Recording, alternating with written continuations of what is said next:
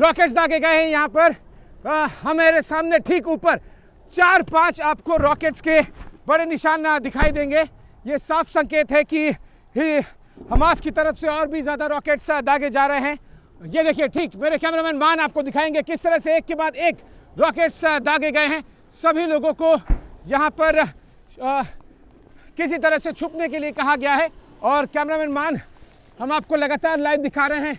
ठीक मेरे पीछे आप देखिए 5-6 और अभी भी धमाकों की आवाज़ आ रही है। यानी कि ये जो रॉकेट्स हैं जब हमास की तरफ से दागे गए हैं उसके तुरंत बाद आयरन डोम को एक्टिवेट कर दिया गया और साथ ही साथ इस एक्टिवेशन के तुरंत बाद इस सारे रॉकेट्स को पूरी तरह से न्यूट्रलाइज कर दिया गया।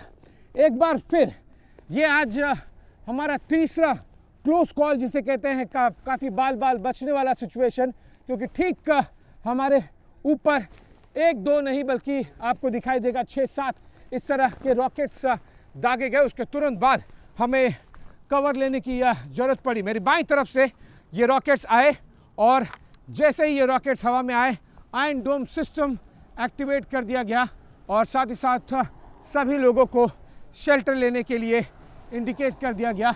उसके तुरंत बाद आयरन डोम ने इन सारे हमास के रॉकेट्स को हवा में ही निस्तो-नाबूद कर दिया। लगभग 99% तक ये रॉकेट्स न्यूट्रलाइज कर दिए जाते हैं और जैसे ये रॉकेट्स न्यूट्रलाइज होते हैं तुरंत ही सायरन ऑफ हो जाता है, बंद हो जाता है और फिर जो मूवमेंट है वो नॉर्मलाइज कर दिया जाता है, यानी कि आप शेल्टर से बाहर आ सकते हैं। लेकिन ज़रूरी नहीं है कि 5-6 रॉकेट्स दागे गए उसी पर सब कुछ रुक जाएगा।